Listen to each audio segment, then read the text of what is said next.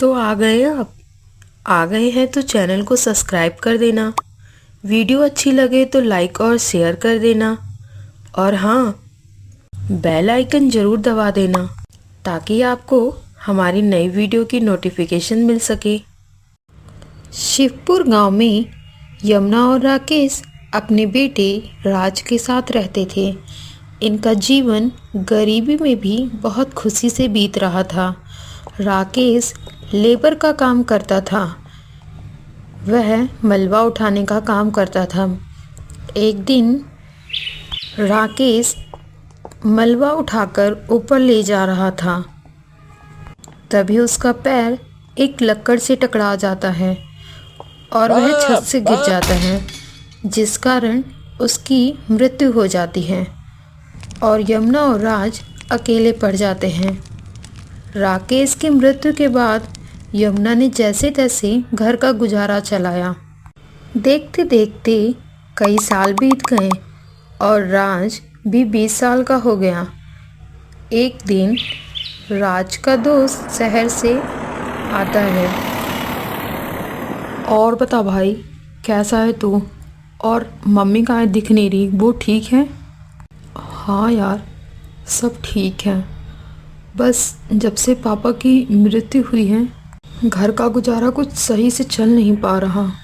किसी तरीके कर कर हम बस अपना गुजारा चला रहे हैं। तू बता भाई, तेरा कैसा चल रहा है? मेरा तो भाई सब कुछ बढ़िया चल रहा है। मैं तो सोच रहा हूँ कि तू भी मेरे साथ शहर चल, ताकि तू भी कुछ पैसे कमा ले और तेरे घर की स्थिति भी सही हो जाएगी। गांव में तो कोई नौकरी मिलना मुश्किल है यार। ठीक है यार, मैं एक बार अपनी मम्मी से बात करूँगा। मम्मी जैसा कहेगी मैं वैसा ही करूँगा। शाम को माँ, प्रदीप आया है शहर से। वो मुझे अपने साथ शहर चलने को कह रहा था कि हम वहीं कमाएंगे। और वो कह रहा था कि शायद यहाँ पर नौकरी बहुत मुश्किल से मिलेगी।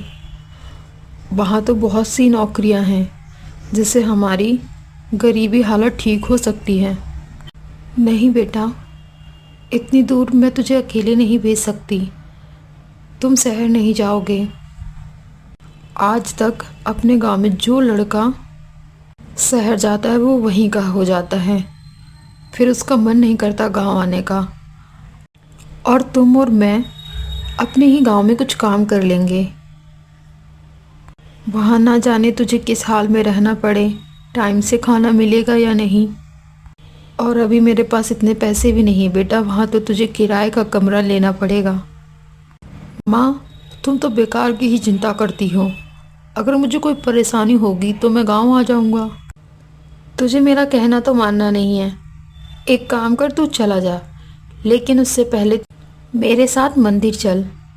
पहले भगवान से आशीर्वाद ले लेना, तभी शहर जाना। अगले दिन दोनों सुबह सुबह मंदिर जाते हैं। हे महादेव, एक आप ही हैं हमारा सहारा। मेरे बेटे को आशीर्वाद दो, अपनी ज़िंदगी की शुरुआत अच्छे से कर सकें, शहर जाके अपना ध्यान रख सके और अच्छे से कमाई करे। अब क्या था, अब शाम होते ही राज अपने दोस्त प्रदीप के साथ शहर चला जाता है। 2 महीने बाद प्रदीप गांव आता है और राज की मम्मी से मिलता है और कहता है, काकी, राज को नौकरी मिल गई है और वो बिल्कुल ठीक है। उसने कहा है कि आप उसकी बिल्कुल भी चिंता ना करें। यह बात सुनकर यमुना बहुत खुश हो जाती है और कहती है, बेटे, मेरे बेटे राज को भी कहना कि उसकी माँ बहुत अच्छी है। वो मेरी बिल्कुल भी फिक्र ना करे, मन लगा के काम करे और अपना ध्यान रखे, खाना पीना समय से खाए। यमुना उसी वक्त मंदिर जाती है और महादेव से कहती है, मेरे प्रभु, बस ऐसे ही अपनी कृपा बनाए रखना। मेरे बेटे को नौकरी मिल गई है, मैं बहुत खुश हूँ। बस अपना आशीर्वाद बनाए रखना प्रभु। राज हर महीने अपनी माँ को खर्चे के लिए पैसे भेजता। समय बीतता गया। अब राज को शहर गए हुए 1 साल हो गए, लेकिन पिछले 3 महीनों से ना तो उसने पैसे भेजे हैं और ना ही उसका कुछ अता पता था। यमुना बहुत चिंता में रहती है। ऐसे ही कई दिन गुजर जाते, राज का कोई खबर नहीं आता। एक दिन यमुना की नज़र प्रदीप पे पड़ती है। यमुना उसके पास भागते हुए जाती है और कहती है, प्रदीप बेटा, तू शहर से कब आया और मेरा बेटा कहाँ है? उसकी कोई खबर ही नहीं मिल रही है। अरे काकी, मैं आपसे ही मिलने आ रहा था। राज इन दिनों बहुत परेशान है। उसकी नौकरी छूट गई थी, जिस कारण उसने सोचा कि जो पैसे इकट्ठा हैं उससे मैं कोई काम शुरू कर लूँ। तो उसने एक काम शुरू करने का फ़ैसला लिया, पर उस काम को शुरू करने के लिए उसके पास कुछ पैसे कम थे, तो उसने लाला जी से कुछ पैसे उधार ले लिए और फिर उसने वो काम शुरू कर दिया, जिसमें उसका बहुत घाटा हो गया। और राज कर्ज भी नहीं दे पा रहा था, जिसके कारण लाला जी उसे शहर से गांव नहीं आने दे रहे। ये बात सुनते ही यमुना के होश उड़ जाते हैं। बेटा प्रदीप, तुम मेरे बेटे के पास मुझे लेकर चल। मुझे शहर चलना है अपने बेटे के पास। यमुना प्रदीप के साथ शहर चली जाती है। माँ, माँ, अरे माँ, आप इधर क्यों आ गई? तुमने माँ को सब कुछ बता दिया? हाँ राज, माँ बहुत परेशान थी। पर माँ, आप यहाँ क्यों आई? ये लोग आपको भी यहाँ से नहीं जाने देंगे। मेरे बच्चे, तू चिंता मत कर। मैंने कुछ पैसे जमा कर कर रखे थे, हम उन्हें दे देंगे और उनसे कुछ दिन और मांग लेंगे, ताकि हम कुछ काम करके उन्हें उनके पैसे दे सके। ठीक है माँ। राज और राज की माँ लाला के पास जाते हैं और कहते हैं, लाला जी नमस्ते। ये राज मेरा बेटा है और मैं ये कुछ पैसे लाई हूँ। आप ये पैसे रख लीजिए और हमें कुछ दिन की मोहलत दे दीजिए, ताकि हम आपके सारे पैसे दे सकें। ठीक है, मैं आपको 30 दिन की मोहलत देता हूँ। मेरे पैसे लौटा देना और उसके बाद कहीं भी जाओ। इससे पहले मैं तुम दोनों को कहीं नहीं जाने दूंगा, क्योंकि इस लड़के ने मेरे पैसे खाए और फिर गांव जाना चाहता था। नहीं नहीं लाला जी, हम आपके पूरे पैसे देकर ही जाएंगे। यमुना और राज दोनों मंदिर जाते हैं। मंदिर की सीढ़ियों पे बैठे बैठे दोनों सोचते हैं। तभी उनके पास एक बुजुर्ग आदमी आता है और कहता है, क्या बात है बच्चे, आप दोनों तो बहुत परेशान लग रहे हो। यमुना उन बुजुर्ग आदमी को सारी बातें बता देती हैं। परेशान मत हो बच्चे, भोले बाबा आपकी ज़रूर मदद करेंगे। अपने भोले बाबा बहुत दयालु हैं। मैं कई सालों से यहाँ जलेबी का ठेला लगाता हूँ, लेकिन अब मेरी उम्र हो गई है। मैं अब अपनी दुकान अकेले नहीं संभाल पाता। अगर तुम चाहो तो ये ठेले पर तुम काम कर सकते हो। जो भी कमाई होगी उसमें हम 3 हिस्से कर लेंगे, जिसमें से तुम्हारे 2 हिस्से होंगे और 1 हिस्सा मैं ले लूँगा। और बेटा, तुम परेशान मत हो, मेरा काम बहुत अच्छा चलता है। अब यमुना और राज दोनों मन लगाकर ठेले पर काम करते।